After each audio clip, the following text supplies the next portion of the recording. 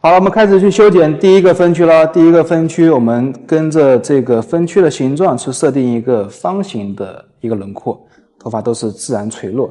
那么在长度的选择上面啊，我们透过这个头发去看，在发际线以下3到5公分，我们都可以去选择，无论是剪饽饽长度还是中短饽饽长度，都是没问题的。整体层次要剪得偏厚重，有更多空间去进行修饰。好，我们从中间开始，长度呢，我定在差不多4公分左右，跟我的分线保持平行，来完成我的第一刀。边剪要边去转动我们的头位，来转过来，不要保持在一个头型去剪啊，这样的话，不然会对形状产生不一样的一些变化。来，这里一样，再去剪的时候呢，一定要给到你的头发呢跟视线有点空间去剪，不要把梳子压得很低啊，这样的话也是不可取的啊，尽量保持分线啊跟我的一个底线是一个平行状态。好，另外一边也是一样，我们转过来，先将头发都梳顺，继续自然垂落，来净梳跟分区线保持平行，来有点空间啊，你的肉眼能看到我的头发的切口的形状，以及跟后面去连接上，那这边也是一样的。好，底线长度设定完之后，我们呢再去内角，底线定完之后，左右呢去划，然后呢再去进行一个内部的去角处理。先将头发由后向前去做梳理，把里面这个角呢去抹出来，由后向前，剪完之后再由前向后，这里内角去收一点点，剪完之后再将发根左右去梳通顺啊，看到头发去完角之后，它的一个内扣包裹感会更强。所以再去剪到这样一个长度呢，内角是必须要去的。来，另一边也是一样，由内向外，把底线这里呢抹一点点，不要剪多了啊，剪多的话它就会产生很明显的不连接。这里也是一样，再由外向内把里边角去划掉，角去完之后将发根左右去梳，再去观察我们的一个外线，同样它的一个包裹感也会强一点。检查一下我们底线这边的长短基本上都是没问题了啊，也不用去做调整了。好，头呢微微的低一点点啊，头不要太正，去修剪底下，从我们的中心线这里开始拉起来，这边我们只需要去掉上面一点角就可以了，一定要去保留住底下的一个厚实度。角度提拉大概是在45度左右，去除上面一点点的层次，不要去太多了啊，一点点1公分左右，一定要保留住我们底线的厚实度。来，再继续，再去剪到精修类的头发的时候，在结构准确的前提下，我们尽量去加快速度啊，一定要在结构准确的前提下去节省我们剪结构的一个时间。来，到了转角外侧，我们头微微偏一点点，将转角外侧向后去带，避免我们这个地方呢剪缺掉啊，建立一个低层次。另外一边，所以说剪到这样头发呢，我们不要在结构上去浪费太多时间啊，快速去得到我们要的一个结构的效果，保留住底下的厚实度啊，长度不要剪到它，我们只需要把最表面这个层次拉起来，剪掉一点点就可以了。来，继续边剪边去转动啊，不要保持在同一个位置。来，这里一样，剪的时候发片的靠位我要逐渐的向上一片去靠。来，转角外侧头微微倒一下，我们将转角外侧向后去带，一定要保留住底线的长度啊，不要把底线长度剪掉了。然后你还可以在剪完之后呢，我们偏横向的拉到后面去看，它同样也是一个偏方形的啊，一定不要去破坏掉了外线长度。来，这样呢，在第一个区长度建立好了，层次呢也建立好了啊，保留一个低层次啊，一个方形的外线。第二个区，我们把这里放下来，向下去做梳理。那么你也可以单独的先把后区剪好，也可以呢把前区放下来，一直分到前面，这样去做修剪都没问题。我这边呢，先去把后区剪好之后，再去剪前区。来，这里我分成2层去修剪，这里向下去梳顺。然后我们继续将头位呢稍微低一点点啊，不要太低啊，这个区域太低的话会过重啊。来，我们找到斜向前的分区，找到下面的长度引导线啊，继续做低层次向上去做修剪，角度千万不要剪高了啊，低层次。找到下面这个堆积切口，切口依然是保持上长下短啊，一个低层次。来，再继续把发根由发根向外侧完全梳顺。切口呢，我们是从上往下逐渐去降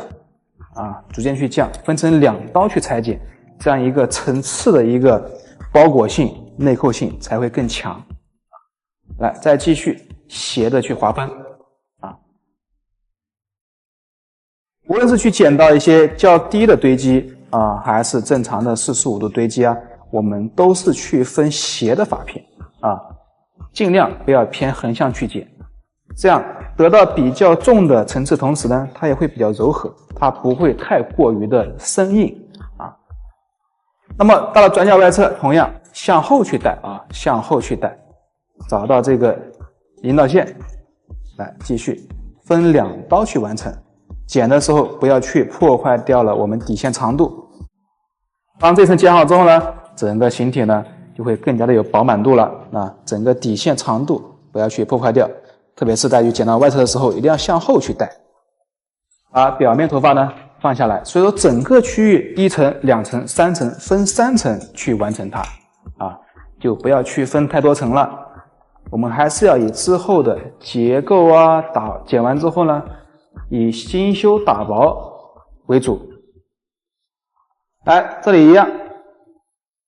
从发根梳下来，找到这个切口，堆积切口了，向上去延伸，来剪掉它，1片、2片，分3片去完成。从发根梳出来，结构的裁剪呢，一定要均匀，层次一定要细腻啊。所以说你的一个基本功，你的控制力这一块呢就要非常的扎实了。如果说你的结构形体建立的不好的话呢，做任何类型的打薄修饰啊，最后出来的形体它总是会差一点。所以说呢，精修的头发还是要建立在你形体剪得比较 OK 的情况下啊，出来的效果才会更好。那么左边呢，很快就完成了。来到我们的右边，右边我同样去分2层啊，跟我们的左边一样去分2层。先把这个大的区域先分出来，再去剪这边的时候，从中心线这边开始，分出薄薄的一片，找到我们另外一边引导线了。你看，可以很清晰的看到这个引导线啊，这样就不会出错了。以及跟我们的下面的切口是连接住的。来，继续。所以当你的基本功啊、控制力各方面比较强的时候，再去建立结构就比较轻松了，重复的次数少了啊，你的打板率才会更高啊，才会更高，不会去反复的去修，反复的去改。来，这里继续，发片2靠1， 3靠2，由高到低逐渐去降。来，这时候我的人是没有动的啊，但是我会转动我的支架，它是一个由高到低的角度转换的过程。同样不要去破坏底线的长度啊，底线不要剪缺了。表面这一层，你可以密齿梳换宽齿梳，因为有些可能头发的张力比较大，然后呢发旋弹力比较大，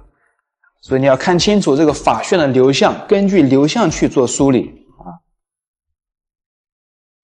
每一片的中心线这里呢，我都会分得略薄一点点啊，确保我的左右两边的长短层次的对称度一定要一样。剪右边的时候呢，手臂一定要抬起来啊，不要抬不起来。你的手臂抬不起来，可能也是你剪右边容易放长、容易剪重的一个原因。要时刻去观察这些细节。如果说你的功底不够好的话呢，去剪到一些对于短发特别是在饽饽以上这些结构，那可能会比较吃力了。所以你要着重看在哪方面去做提升的，是结构类还是精修类等等。那么今天的我们这一期的线上课的一个主题呢是精修内容，所以说再去建立结构这一块我会非常快速啊。来，这样呢就可以了。后部区域从长度的选择，当然长短都可以啊，各位，短一点也没问题啊，长一点也没问题。裁剪流程、裁剪方式都按照这样方向去走就可以了。1、2、3，分3层，低层次方形外线 ，OK 吗？来，继续。后区剪好之后呢，我们把侧区放下来。这个区呢，再去转角这里，我们同样水平分区。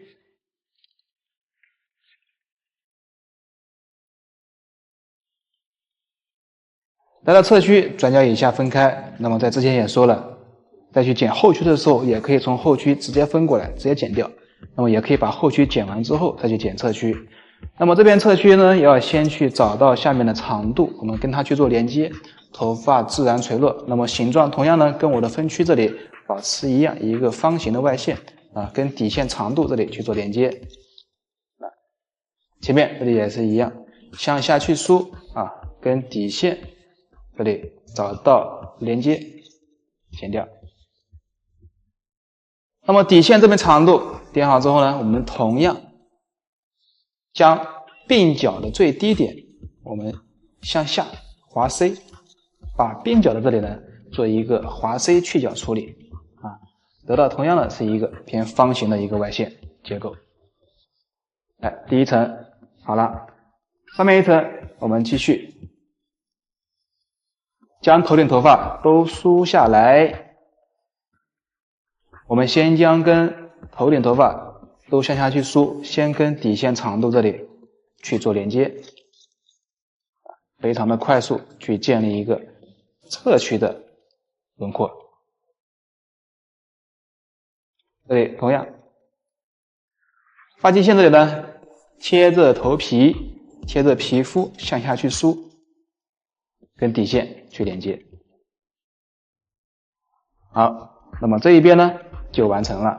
之后再进行由前向后，把前面这个长度呢再去收短一点点。来到另外一边，这边呢我们同样找到转角，把转角以下我们进行水平的分区，把后区呢改起来，找到下面这个长度。当然我们同样可以在这个区域呢进行一个夹耳后的手法处理也没问题，将头发呢夹到耳朵后面，找到后面这个长度啊，这个手法也非常好用哦，这样可以避免耳朵招风耳比较大的容易剪缺。那么连接好之后，我们呢再带过来，头发同样自然垂落，向下去梳，梳至摆平哦，跟我的分区这里保持一样，梳至摆平这里。同样剪一个方形的外线，这里去检查一下，跟底线这里呢一定要连接上，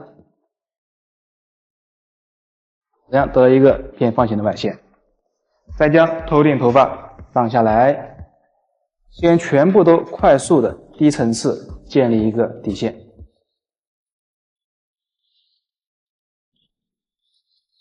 刘海贴着发际线向下去梳，这样呢，另一边也就完成了。那么两边剪完之后呢，还要去做一个检查，可以把两边的边角拉出来，看一下两边的长短是否是一样的。这边同样呢，把边角这里最低点向下，我们去抹一点点，内角去掉，这样头发的一个向内的包裹感会更强。那么这一步去完之后，我们开始整头的去角磨圆处理。同样，刘海这边长度也是一样，会再短一点点，让它有一个更好的向后的流向。包括后区，把低层次表面这些角、横向的角全部去干净。在去角时候呢，头一定要摆正头一定要摆正，不要低下去。我们从后头部开始，找到后面发旋的地方，中心线第一片。这里分开，这边拉到水平的角度拉到水平的角度，找到表面这里最长的这个角，把这里呢刚刚好抹圆。剪的长度大概是在1公分左右不要超过1公分的范围。那么去角呢，建议使用点剪，不要使用平剪。那么当这个角去掉之后，你会去发现它回落下来。刚刚好，切口会形成一个圆形的面形成圆形切口面，它表面才不会有重量的痕迹饱满度依然在，痕迹会减弱。所以这个是去角的细节，一定要注意。分区我们采用的是放射的分区角度同样是拉到水平的角度。那么我们看到，同样也会去掉表面这里最长的、最尖的部分。1公分左右的长度，随着第二片它回落之后，这个切口面也会变为圆形。所以到了这个面呢，它从一个有重量的有重量痕迹的抹圆之后落下来，它是一个偏圆形的切口面，它会很柔和。来，我们再继续，还是分我们的放射的分区。发片可以不用分得太薄不用分得太薄。来，这里。角度还同样拉到水平拉到水平，去掉相同的长度，从上向下虽然说是点剪，但是也一定要剪得干净清晰。来，这里剪到侧中线了。那么每一片呢都是相同的角度了。注意剪到外侧这里，我们要将角度将发片的位置稍稍的向后面去靠，向后面去靠。发片提拉角度还都是一样，在水平。把这个角给剪干净。这个是去角的一些细节，一定要注意。那么为什么有时候去着去短了角呢去着就去缺了？所以说一定要去注意这些细节。然后把侧区头发来顺着这里，将侧区头发带至我们的上一片。刚才我们侧区剪完之后，整个都是零层次的所以说我们需要做一个在中间的地方呢做一个层次的过渡。你需要将头发呢向后去带，同样拉到水平。这里找到我们后面长度，以它为引导，向后去带，把侧区这里呢建立层次。我们将后区头发呢都带到这个点上是将前区都带到刚才侧中线这个点上。角度拉到水平。切口呢是保持跟地面是一个垂直的，一定要记住这两个点。这个水平的角去完之后，将头转过来，另外一侧，从我们的中心线开始，一定要记住我刚才讲的去角的2个要点。第一是角度拉到水平，二是呢切口摆到垂直。长度也是一样，每一片长度去的是相接近的，在1公分左右。只有到了前屈的时候呢，才会去的多一点，因为前屈在剪结构的时候，它是没有拉层次的。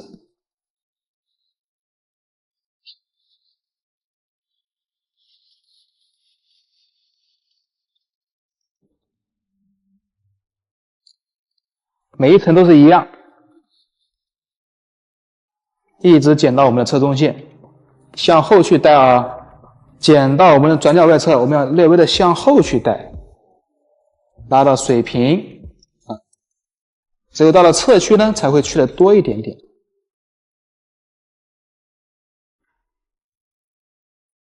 一直剪到耳上这里，我们就可以停下来了。这里是最后一片。向后去带，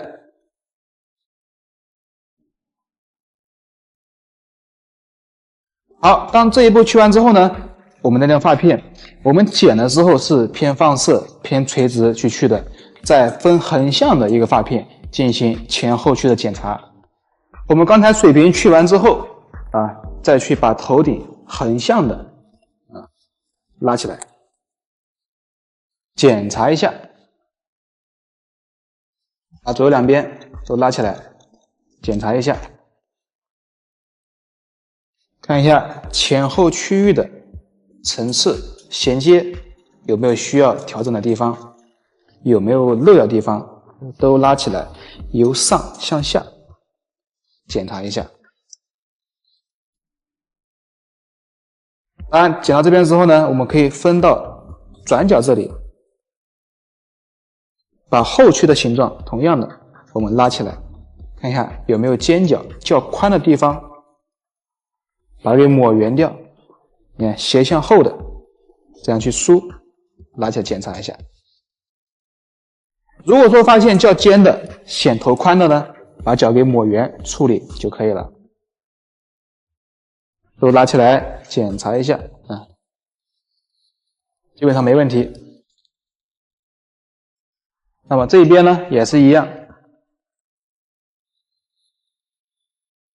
我们向上前后屈向后去带要保留我们头顶最高点这个长度，不要向上完全给剪圆掉了不然的话头顶落差就会显得层次过高。同样前后屈这里拉起来，那都是连接起来的没有问题。一直从上往下，我们都需要去做一个检查，都是连接起来的。以及到了这个转角内侧这里，我们同样的去检查一下，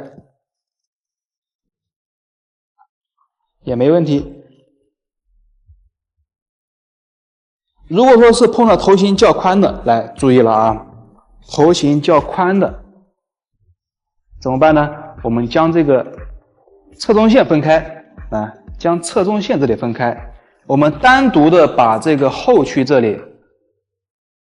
分斜向后，分斜向后的分区，把它给夹起来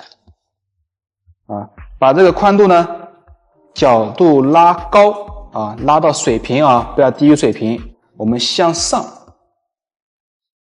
把这个角呢我们去单独的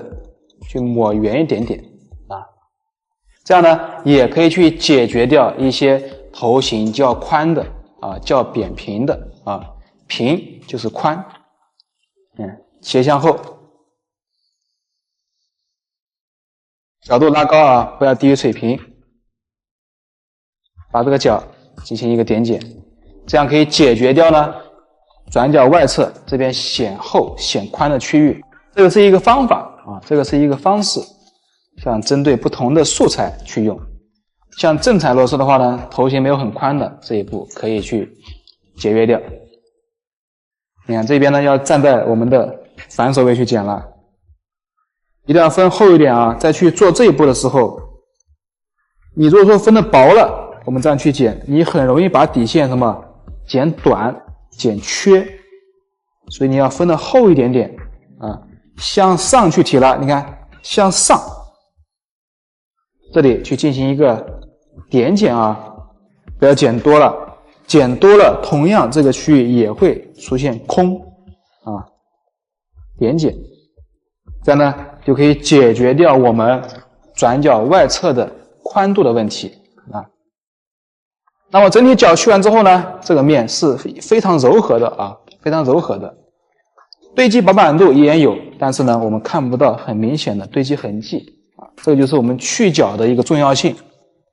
保留原有的形体在啊，让它变得更加有流向、有柔和度。好，接下来我们开始去前区，在我们的顶部区域呢，我分了一个垂直的分区啊，分了一个垂直的分区，我们向上去做提拉。这个时候要找到哪里呢？找到我们的头顶长度啊，刚才向后带对不对？这个头顶长度以最长的为引导，向上以最长的为引导，把前面我们进行一个去角抹圆，不要去破坏这个最长的长度。那这里再向前去延伸，同样使用点剪。那么再继续。纵向啊，还是垂直分区，继续向上，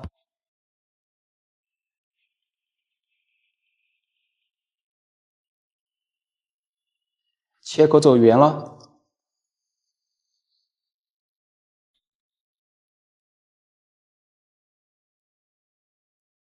最后一片是到我们的转角这一片，这样在头顶的前区也会相当的柔和啊，最后一片就剪不到什么长度了。另外一边也是同样，大概剪到3片为止，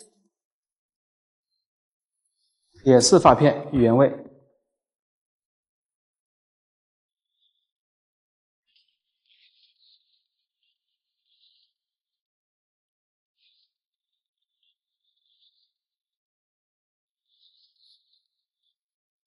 剪到转角这一片呢，停下来。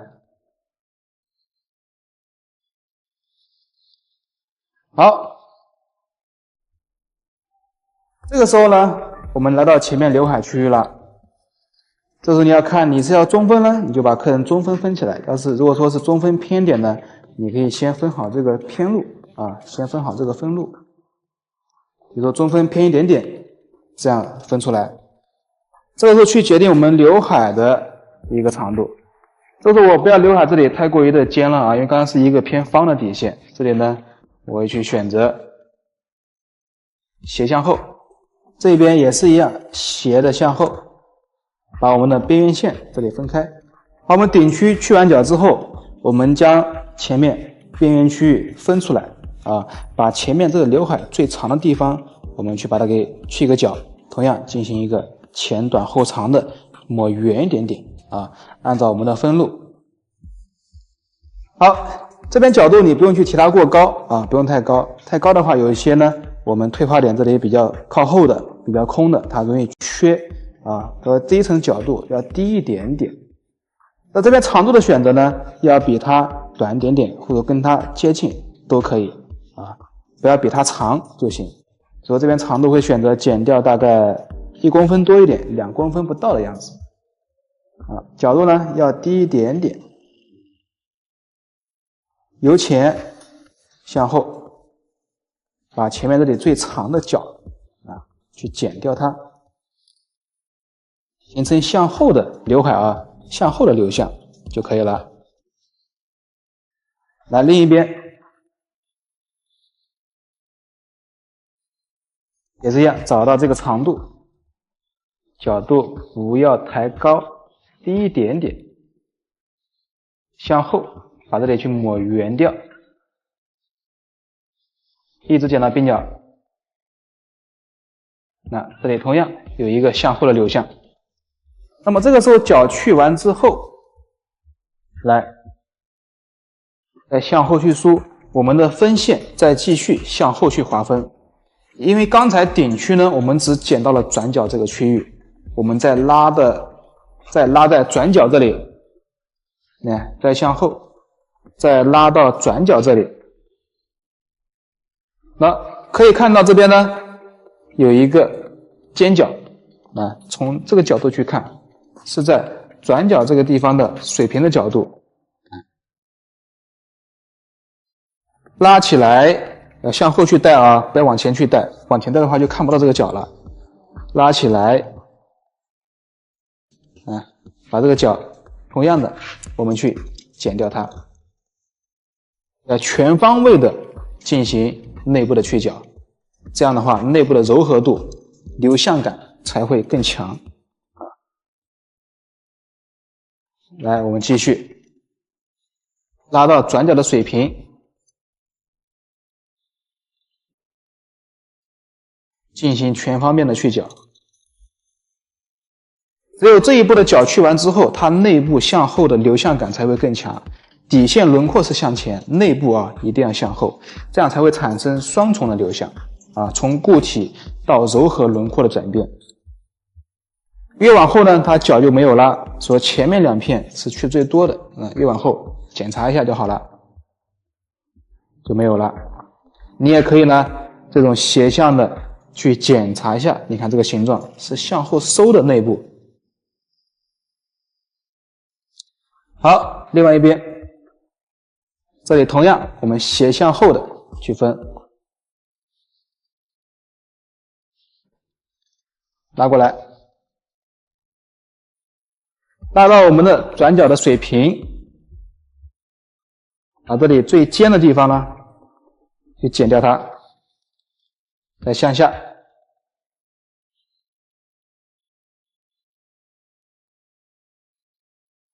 再向后斜的去分，拉到水平，将第2片呢稍稍的往前面靠一点点，这样在内部呢形成一个圆形的流向。啊，去角都是使用点剪啊。这里检查一下，基本上呢都没问题。到这个时候呢，我们的结构的环节呢就已经完成了啊。得到一个低层次啊，底线是一个方形的外线，然后呢再通过去角、后区、水平这里斜向后、顶区向后，再向前，再到侧区、刘海斜向后的处理啊，就得到一个较为柔和的发型轮廓状态。当然，在这个发型的基础上，它的长度上是可以去变化的，也可以长一点，也可以短一点，都不是问题啊。我的长度是在哪里呢？是在饽饽与中短饽饽之间，这样有更多的空间可以给到我们有去多的一些去做内部的调亮啊，去做内部的一些修饰。好，接下来我们开始进行牙剪。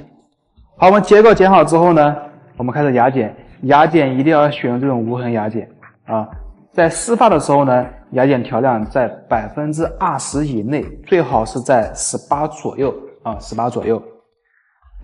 因为我们的结构剪的是一个偏方的偏方的结构，所以再去使用牙剪的分区，我们要反向的采用圆形的分区去使用到牙剪。我们从侧中线向后先分第一个分区，斜向后的方式去分到第一个分区，牙起来。这里牙剪你需要去注意，不要去碰到我们的发际线。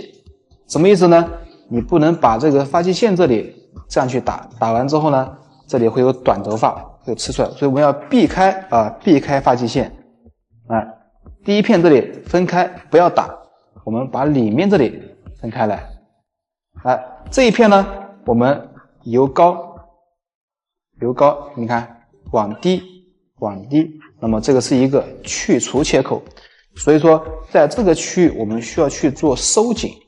斜向后的圆形的结构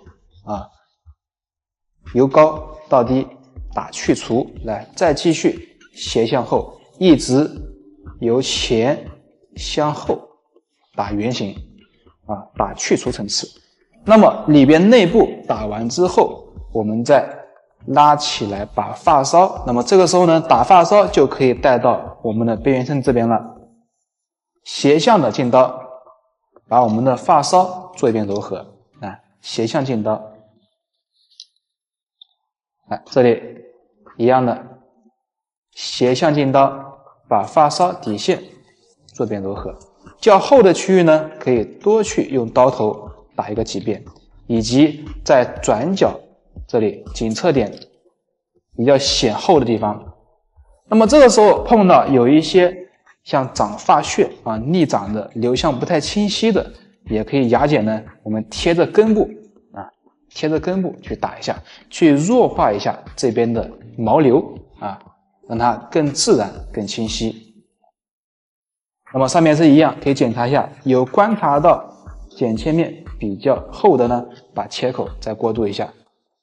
这个时候呢，底下这个第一个区的牙剪部分就 OK 了。要打到什么程度呢？要能透过这个头发啊，看到这个皮肤是均匀的就可以了。感觉什么地方厚呢？再去调整一下。这里我们再继续，再去往上去分。从我们的转角这里斜着向后啊，也是斜向后去分。这边同样再去将一个小发片分出来，我们同样要去打由高，用刀头啊，由高到低打收紧啊，打收紧。这里一样，由高到低。去打收紧，打去除。第三片是转角这一片，还是打去除。到了里面呢，要保留我们的堆积，所以呢，从去除切口转为由低啊，这样就变成了堆积切口了，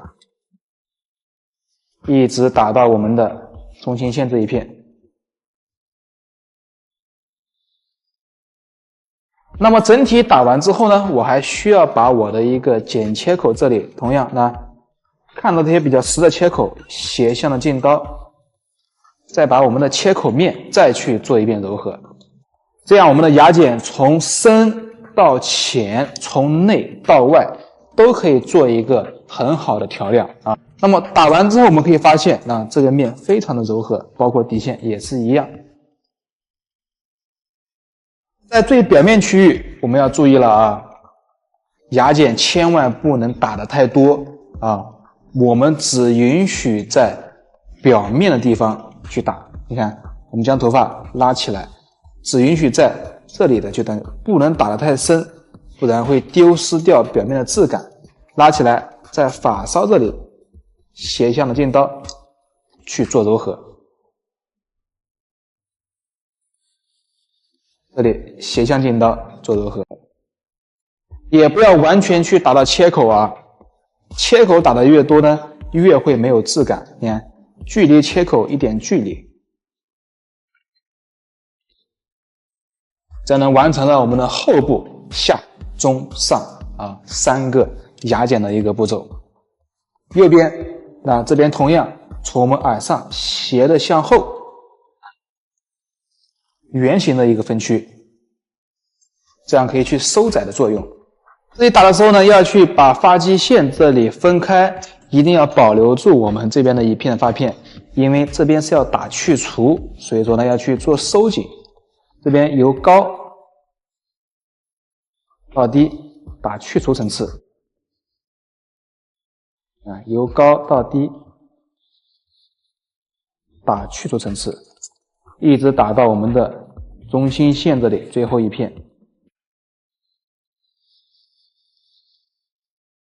那么打完之后啊，这里就可以把我们的发梢斜向的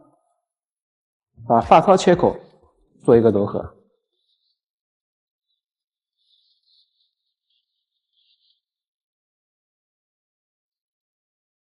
来，这里底线较厚的地方，同样我们去检查一下，底线较厚的地方要打得有透肤感啊，包括里面这里有发旋，贴着发根我们去打下来，这样去检查一下，有发现厚的地方呢，再进行调整。这样这个区域呢，从内到外打的一定要是有透肤感的感觉。这样就没问题了。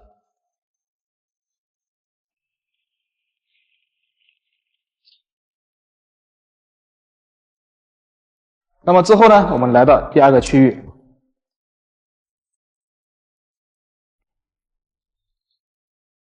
从转角这里斜的向后，小发片分起来。这边的切口呢，同样是从由高往低，我们去打去除层次。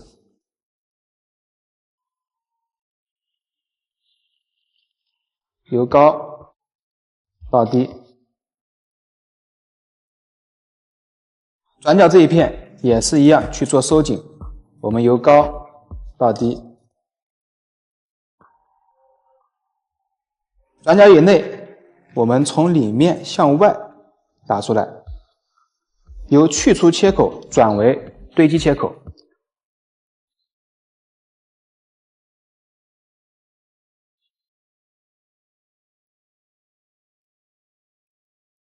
内部打完之后，我们再将头发拉起来，把发梢做一遍柔和。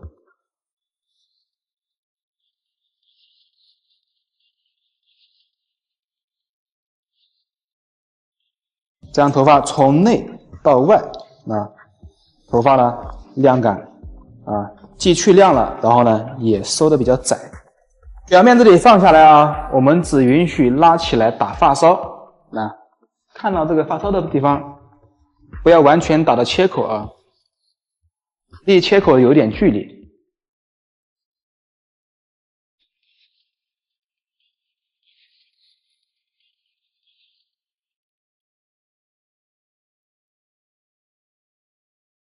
所以这个头发的后区呢，我们下区是一个去除，第二个区外去除内堆积，第三个区头顶区保留质感，只需要做发梢柔和就可以了。好，来到我们的一个侧区了。侧区我们将头发呢一分为二将转角以下头发我们全部都分出来向后去梳，转角以下头发都分出来，一分为二。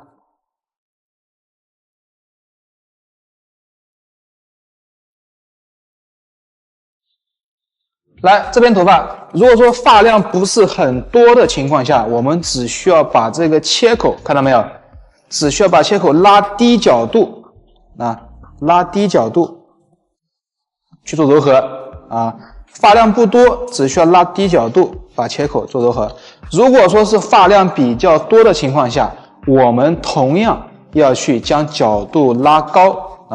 拉高，要剪刀由内到外。还需要去打什么？打我们的去除层次。像假头膜发量比较多，我们可以这里打2片打2片去除层次，由内到外先去打发梢，再去打内部调亮。好，前面的区域呢，我们同样要保留我们表面的头发的质感我们只允许跟后面顶区是一样的，只允许它拉起来把表面这里拉起来，打切口，发梢柔和。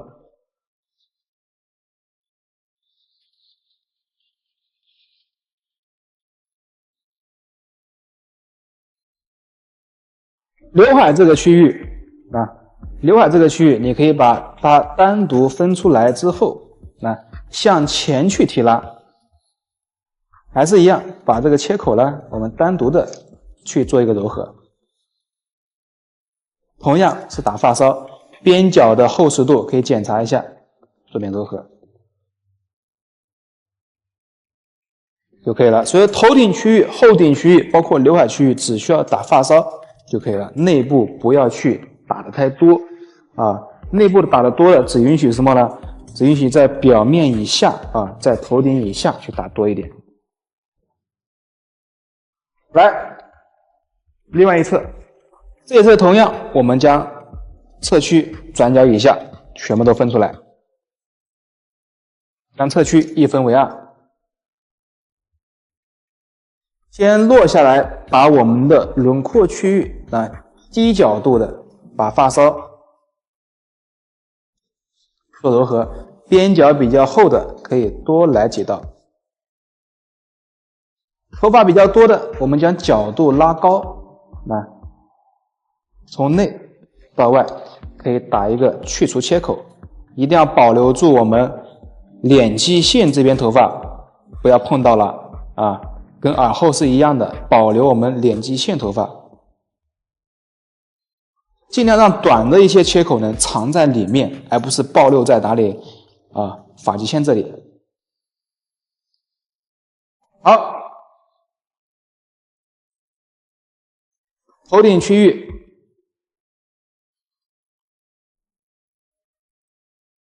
这里呢，头顶区域我们都是去打我们的发梢，拉起来，打发梢，一定要保留住我们头顶的质感，不允许被破坏太多。刘海我们向前去做提拉，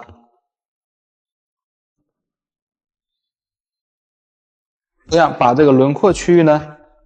做的柔和一点点。检查一下边角的一个厚实度，做柔和一点。这个时候呢，我们的牙剪环节就已经全部完成了。要注意每一个细节，尽量把短的高层次切口藏在里面表面区域可以不打要打的话只允许在表面的发梢去打，一定要去保留表面完整的质感。内部可以多打，轮廓底线可以多打表面尽量少打。好，接下来我们开始把它给吹干之后进行干发的修饰。在我们还没有去修饰之前，一定要切记，在吹风的时候不要去做过多的造型，我们只需要去将头发自然去拨干，然后带顺就可以了。修饰完之后，才可以用一些小滚梳滚梳去做一些流向造型我们要顺着头皮向下、向前左右去拨，左右去带顺好，头发我们吹好之后，看一下这个形体头发自然吹顺，产生自然的光泽度就可以了不要显得毛躁。吹完之后，我们开始去进行修饰环节。那么我们第一呢，要去用到一个胖胖剪，就是我们的柳叶剪去用我会在这个头发上呢，教大家如何去正确的使用柳叶剪柳叶剪选择上一定是单开刃的，是一边是锋利，一边是不锋利的只有这样的话呢，头发再去划的时候才不会卡头发如果说两边都是开的话，它会卡头发因为头型每一个面不一样，每一个去发量多少也不一样，以及呢我们下刀的深浅度也都是有讲究的。那么接下来在头发上，我会从下往上呢一步一步去详细的讲解如何在这个头发上去使用柳叶剪。那么首先是分区，这里我们先把这个前后区域分开，从后区开始，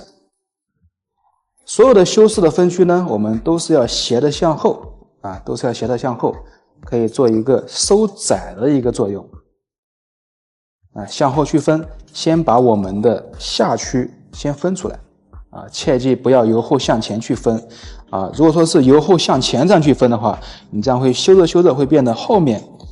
会修得过多，重量会丢失，会把这边保留量感过多，会显得头宽重心失衡。所以你要由外向内斜向后的这样去分，这样可以保留住我们后面的重心，可以把两侧进行收窄。所以这个是修饰的要点，分区那么通常在下面这个区呢，因为发量比较厚，以及在枕骨以下，我们都需要去得到稍微的一个收紧作用，所以说在这个区呢，我们去打去除面。那么一个发条我们拉出来，通常是有4个面。如果说我是由上往下去打呢，代表着上面短，下面长，它是一个去除切口面。那么如果说是一个发条，我从里面从里面打到外面，它是上面长，下面短，它是一个堆积切口面。那么一个发条我拎出来，我从两侧去下刀它是代表着左右的方向。那么另一边也是一样，从两侧下刀，它代表着左右方向。所以根据我们不同的要求去决定我们的下刀点 OK， 那我们开始，我会在这个头发上上下左右都会去用到，去详细讲解。来，我们从这里开始，通常去划去除的时候呢，我们不要在表面去划啊，要间隔的。你看，取发片是关键，一定要去注意啊。我们取内层，取三角状从发中开始，剪刀去动，然后去划一个去除的面，这样可以在内部去制造空间感取一个正三角的发片。那么当我的发片取的是正三角的话，它保留在这一层的表面呢，一定是一个倒三角。所以说划完之后，这个表面头发你看没有，它还是长的，它只会在里面形成空间感，它不会在表面形成脱节感，一定要注意。所以说一定要去避免在表面去做去除啊。所以说看到我们要去观看到这边的时候呢，要去避免踩雷要避免走进一些误区。那么到了这个外侧的时候里面我们间隔的取正三角，划完之后保留表面倒三角的区域。到了外围的时候这些是发际线区域，下刀不要太深了太深的话它会形成有短的头发会吃出来。要下刀稍微的不要超过1/2处把这里做一点点边缘流向，进刀呢可以偏侧一点点做一点点的向前的流向形成这种一束一束的感觉，向前的流向就可以了。那么至于说我们底下这些较短的区域，它是没有流向的没有流向的，我们只需要用我们的剪刀把表面头发这里拨开，用剪刀向前、向上、向上、向上，把它做成那种间隔状的从实到虚，从实到虚你要用你的眼睛去观察头发的一个厚薄均匀度就可以了去观察实的地方呢，我们去点一下，这些很短地方它是没有流向的，所以不用去浪费太多时间，把它给点揉就可以了。观察厚的地方呢，我们再去处理一下这些细节大的方向没问题打到这样一个程度就差不多了，非常均匀在枕骨区域下要注意的点就是打去除的时候要间隔去取发片。来，我们再往上再继续斜向后的去划分都斜向后，打完之后肯定会重心是向后去走，两侧进行收窄。来，这边我取一个发条了，这边呢建议就不要去打去除了我们扭一下中心线这个地方呢，要打发梢，进刀不要太深千万不要太深，太深的话呢，你就会打掉过多的重量到了外侧的时候，逐渐的干嘛？剪刀进深一点点，打条状。当你打的是条状，那么你保留在头发上，它也是条状。那我们进刀都是由下向上打了一个转一下，打了一个是一个堆积切口面，打一片丢一片，打一片丢一片，转一下，打一片丢一片。你看我再去进刀之后呢，剪刀它是一气呵成的，切记有一个误区，不要是这样一直剪一直剪，你剪的越多，它的切口面就会越毛躁。所以你进刀的一个动刀的一个次数呢，最多2下3下，不要一直去划长头发也是一样，2下3下，千万不要一直一划。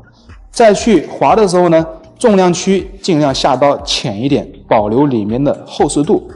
你需要收窄区，你可以下刀深一点，去制造里面的空间感这个才是合理的科学性的去进行挑亮而不是说只是简单的把头发由多变少。所以我们一定要去记住这样一个标准那我们再继续，我们向上，再继续向上，同样还是保持斜向后的去划分。你看我们从中心线这边开始，但凡是要保留重量区域，你的头发呢一定要是打堆积，而且下刀不能太深，只是在发梢这里呢，你看去做柔和只是在发梢这里去做柔和，下刀千万不要太深。那么如果说头发比较厚的，那么你打的密度呢就增加，如果说头发比较不是很多，那么再去打薄的时候呢，要去间隔的适当的去亮所以说打薄去亮，打薄调亮，我们要去选择性打薄不要一味的追求打薄而去打薄，所以一定要去注意到这些要点。客人能不能接受啊？头发素材允不允许？你看打完之后我手去拨动，它里面会呈很明显的空间感，会很强烈啊！一定要去保留住后面的实度啊！可以看到这边是有空间感很强烈的，后面实度是保留住的。OK， 可以去检查一下啊，比如说一些发条拉起来，感觉发梢切口面比较实的，可以间隔的把发梢这里啊再去做一下，感觉比较实的把发梢做一下。所以说，在去做柳叶锦的修饰，你要去知道每一个面打的不同，以及你打的深浅度的不同，所给头发带来的不同的效果，然后再去结合到发量、头型啊。好，再往上继续分，注意越往上了，特别是在转角这个区，头发会显厚，要显厚，所以说我们要去深浅交替去打啊。你可以一刀浅啊，一刀深，你看都是扭一个半圈，把底下头发这个面露出来啊，把底下这个面露出来，一刀浅一刀深啊，一刀浅一刀深。取的发条呢，你不要太什么，不要太厚啊，不要太厚，也不要太薄了啊，取的大概的一个粗细就是视频中你们所看到的这样一个粗细就可以了。到了上面转角这个区域，要一刀深一刀浅，这样结合的交替，要深浅交替去打，这样它内部的一个通透感才会更加的强烈啊。扭一下啊，扭一下，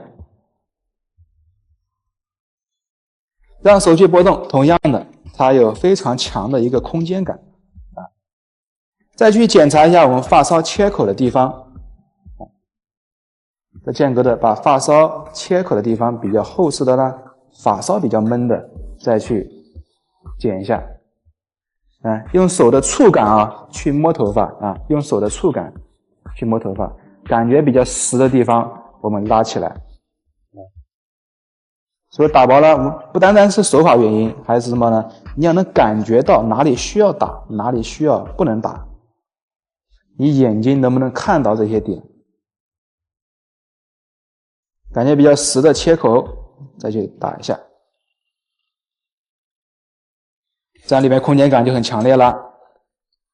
手去拨动也是一样。所以说，当我们转角外侧打的多的时候啊，有时候客人用手去撸的话，那这个纹理感它是很强烈的，一定要后面的厚实度一定要保留去做啊。来。表面区域呢，我们先保留住啊，先不要打啊，先保留住。等一下到最后，我们只需要间隔的把表面适当的去做点线条就可以了。所以说，整体一定是打薄的多，是吗？从多到少啊，从薄到厚，从虚到实啊。来，我们这边打完之后呢，来到这一边，左边我同样是斜向后的啊，把我们的下区枕骨以下分出来啊。两边都是相同的形状分区，斜向后啊，外侧收窄，内侧保留重心。这边是从我的发际线这一条开始打了，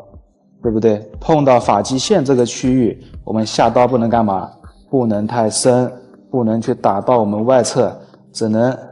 打1/2处以外，那在发梢这边形成一点点的流向啊，形成一点点左右的间隔感就可以了。切记不要把我们这个区域打得过薄，打得过碎啊，去打侧面，形成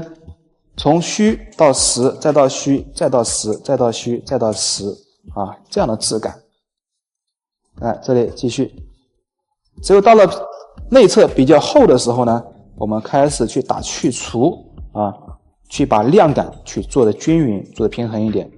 是不是要取内层啊？取内层，取一个三角的尖状啊，去打去除。这里也是一样，取内层三角的尖状去打去除。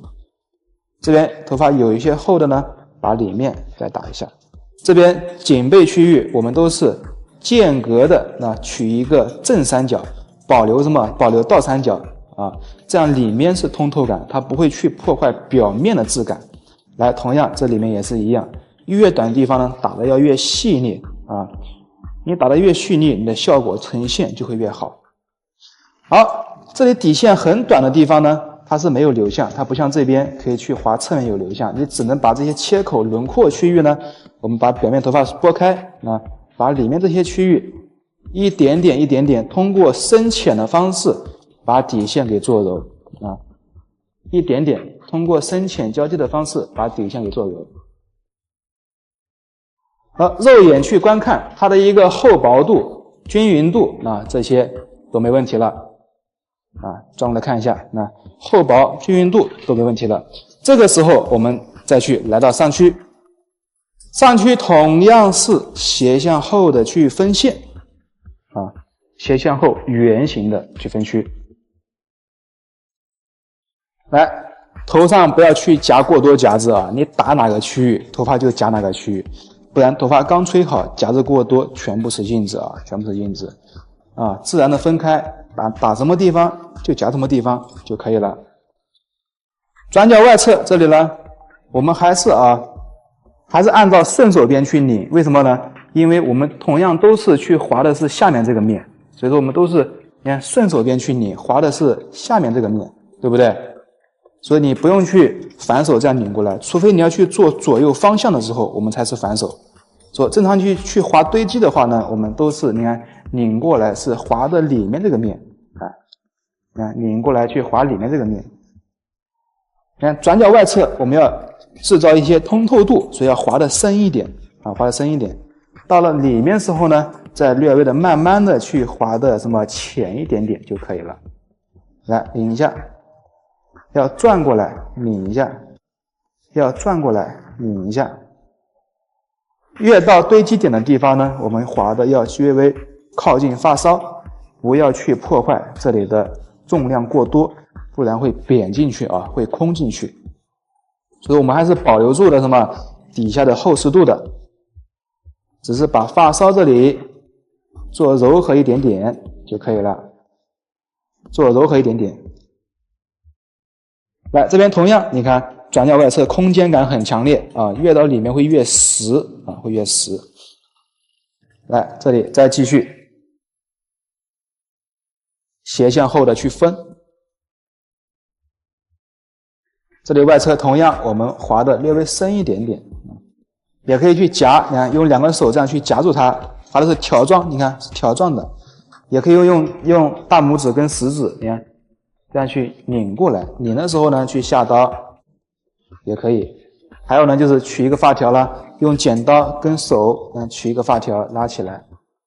用食指跟中指吊个面，你看这样去夹啊，这个也是没问题的啊，也是没问题的。这个是取发片的方式啊，取发片的方式都可以，你只要划的面是对的，你看划下来。来继续，来这里再继续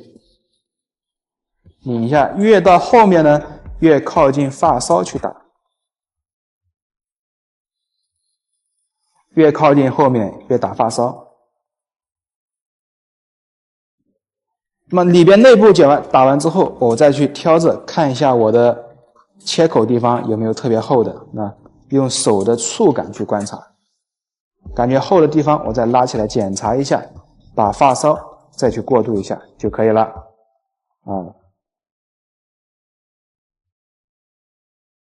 里面的原理掌握了，手法掌握了，所以说修饰呢也是一个不会太难的一个技能。所以我们要科学的去做修饰，就像刚刚说的一样，不要为了去量而去打薄因为有一些头发，有一些素材，它不允许我们去做这样的调亮，但是这些手法呢，我们必须要掌握。来，吊个面，不要去划太多下啊，你划的越多，切口暴露就会越多，切口面就会增加，就会越毛躁。所以说呢，你看我们都是把一些短的尽量藏在里面，表面这里它永远是长的。各位看是不是？它表面永远是长的，里面才是短的啊！不能打完之后表面很短很碎啊，这样是不合理的。来，再继续，这里可以深浅交替去做啊，深浅交替去做。对，拉起来。刚刚说了，取的发片粗细度不要太粗，也不要太细。太粗的话，打完之后线条感比较粗犷；取的越细的话，打完之后会太碎，明白吗？太碎。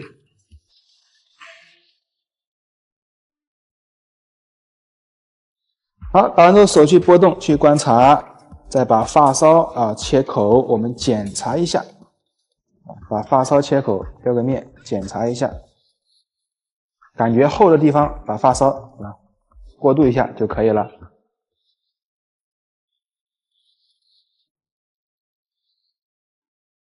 对，那用手去拨动的话呢，里面的空间感它是很强烈的啊，越往后会越实，越往外会越虚啊。这些表面区域啊，你可以不打，你也可以能拉起来，用你的平剪去做发梢的柔和也可以啊，不要过多的去把里面去做过多的调亮，不然质感会破坏掉啊。我会呢挑着去条状挑着，下刀点不要超过1/2处，在1/2处以外我们去打堆积切口，打堆积切口挑着一条一条的，把1/2处以外这里去打堆积切口，让表面这里的发梢产生一定的线条感这里打一片丢一片，不要重复去打到了，这里千万不要重复打到，打一片丢一片。你看感觉这里边比较闷的因为这里是发旋，这里比较厚的，我雕个面呢略微打深一点点可以看到这里很明显的线条感会比较强烈。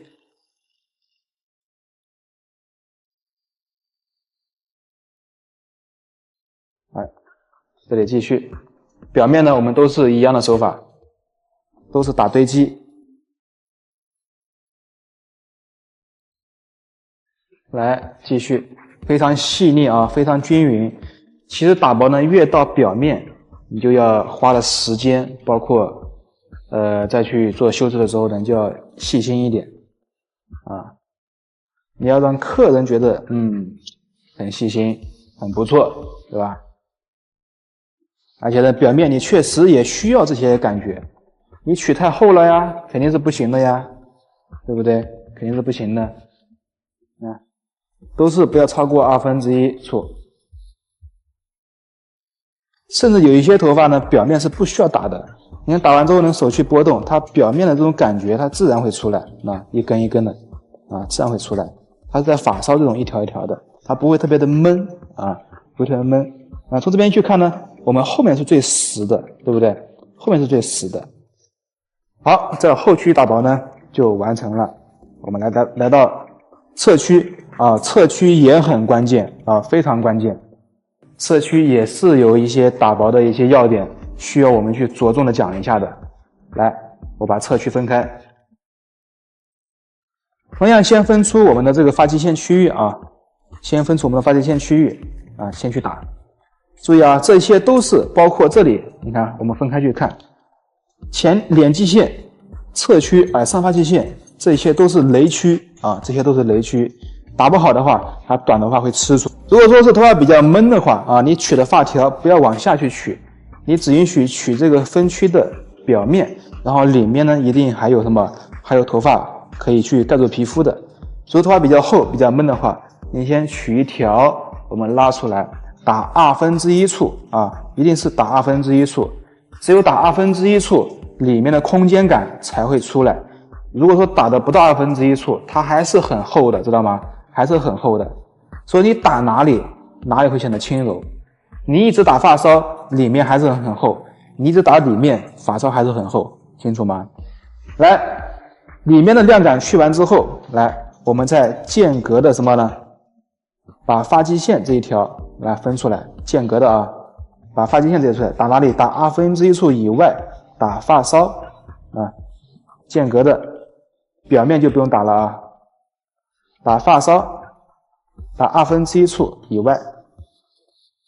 间隔的，打一片，把耳朵挂住，发际线这个区域，打一片挂住，边角比较厚的地方，这里注意了，打去除啊，打去除，稍微的去量多一点点，以及我们的发际线这里区域啦，同样这里是一个雷区啊，发际线这边分开，打发梢，挂住，这边是一样，打发梢，挂住。下刀千万不要太深了，太深的话呢，就会有短头发出来。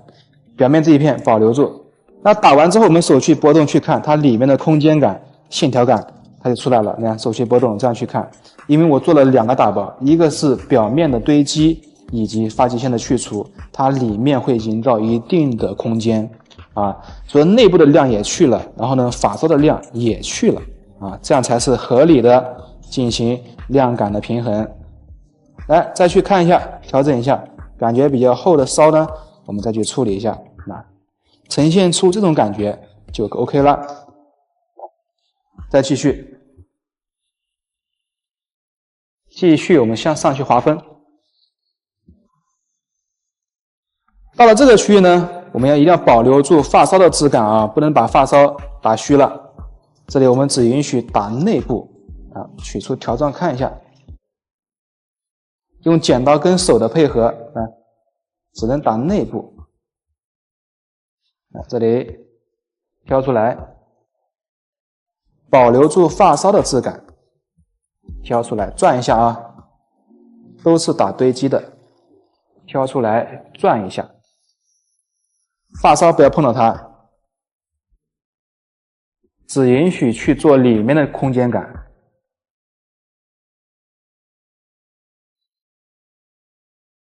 这里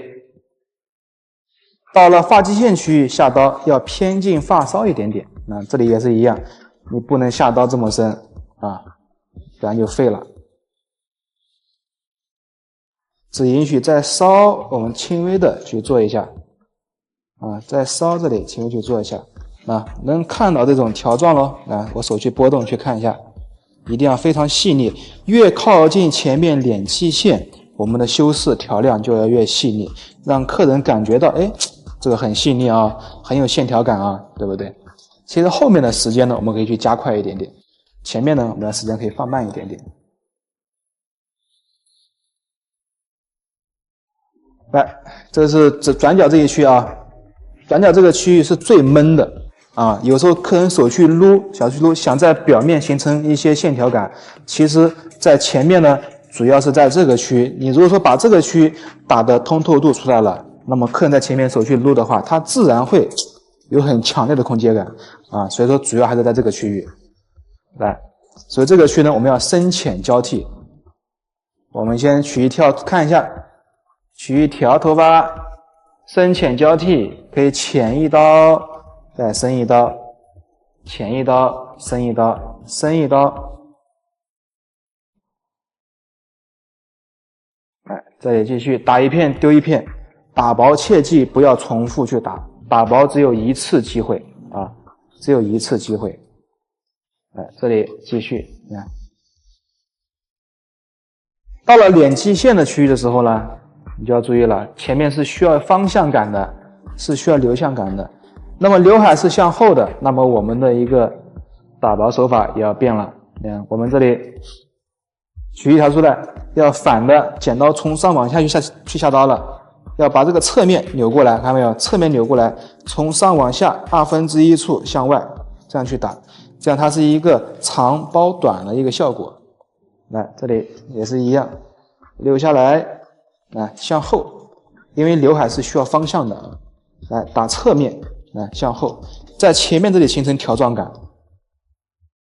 这里再取一条，不要超过1/2处，到了里面才可以略微的什么深一点点，去制造我们这个区域的空间，制造这个区域的通透啊。里面闷的地方我们就稍微深一点去划，转一下，那手去拨动啊，这种感觉它自然会出来，很柔和，对不对？很均匀，很细腻啊。表面一层可以不打，真的可以不打。为什么？可以保留住我们表面的质感呀啊。当然你也可以呢，我们拉起来适当的啊，把发梢这里了，刘海这个区域稍微的做一点点留向，来这里做一点点留向，那反向下刀啊，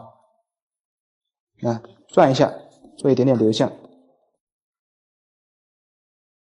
这个只需要去打发梢就可以了，只需要打发梢，可以挑着去打，一束一束的啊，少打一点点啊，尽量保留住我们这个区域的质感，不需要去破坏过多。那么呢，这个区域打薄就 OK 了。看一下，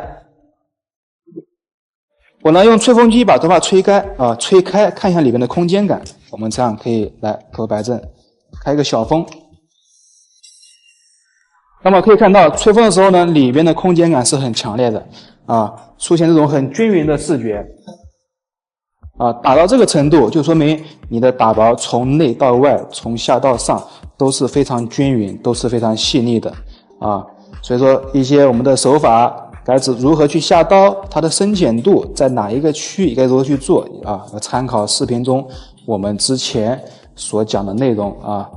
尝试着我们去做一下，这样才可以打出有质感的、均匀的啊、柔和的、柔美的这样一个效果。好，另外一边，你看侧面没有打过，它还是比较实啊，看没有？整体还是比较实。虽然说用牙剪啊有处理过，但是还是比较实的。它的柔美度、它的线条感、纹理度没那么强烈。所以说干发修饰呢是必不可少的一个环节啊，可以帮助我们加分。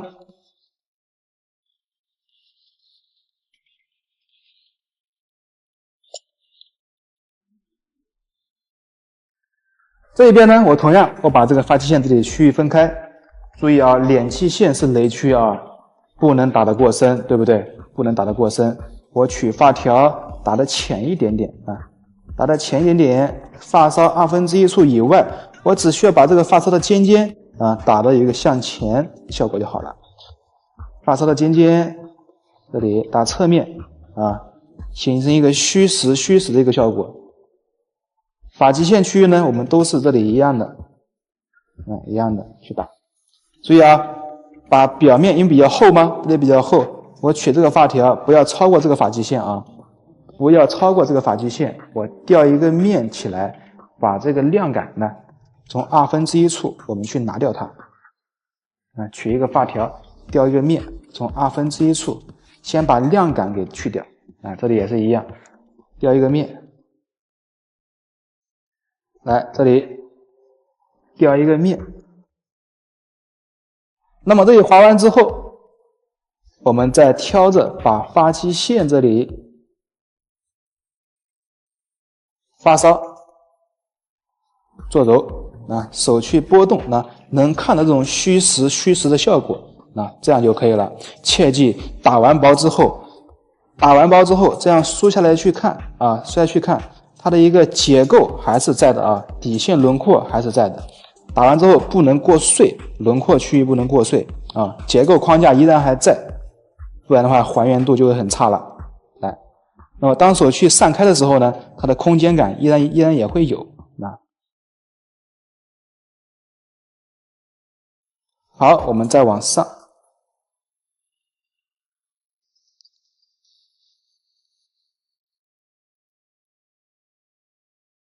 发际线这个区域咯，打发梢打发梢。打的细腻一点点，向后流向呢，你就这样去划就好了。这个是正手位啊，向后流向，打侧面这样去划。里面我们就翻起来，不要打发梢啊，在侧区的这一层呢，不要去打发梢，只需要去制造内部的空间啊，让客人手去撸的话有内部的空间，一定要保留住发梢的实度啊。因为什么呢？因为前后区的量感它是不平衡的，一定是侧区少，后区多，所以要保留发梢实度，产生内部的空间感。你看侧面这样打完薄之后，我手去拨动呢，也是非常自然，也是非常柔和的。啊，多在耳上、转角啊，这里去检查一下，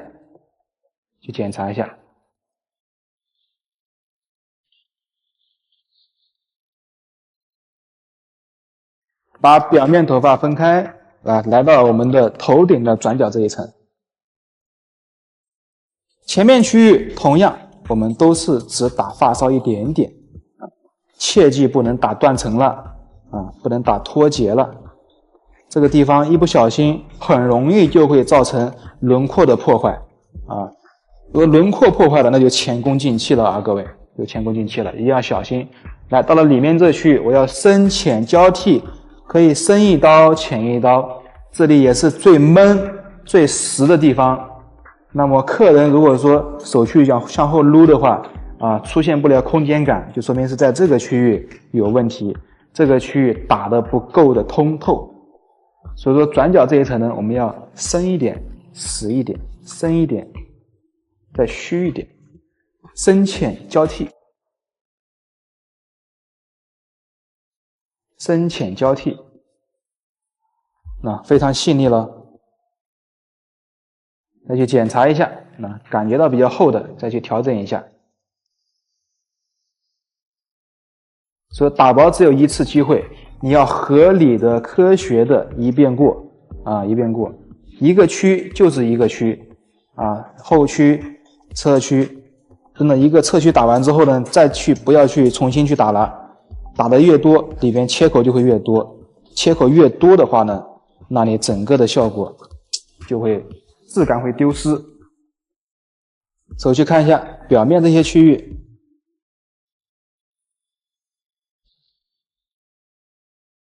挑起来，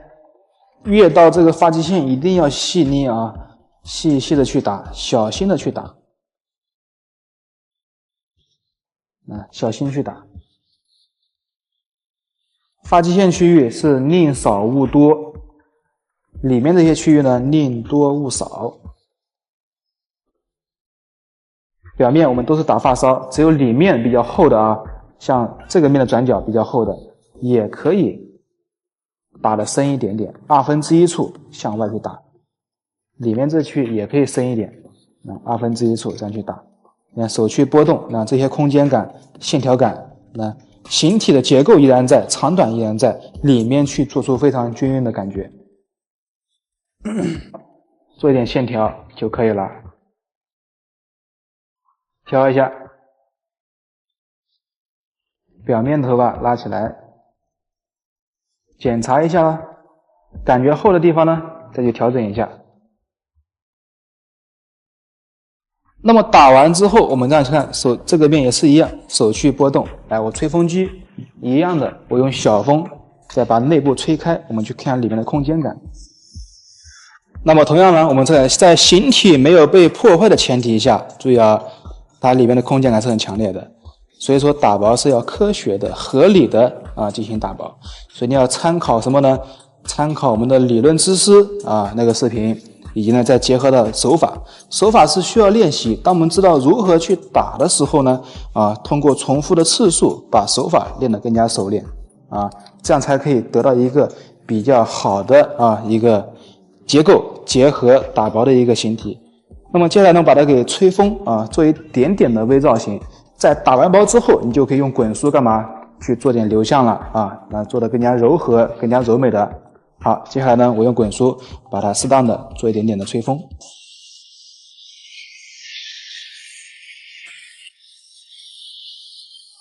好，我们第一款的发型呢，从结构的修剪，再到我们整个头发去角的处理，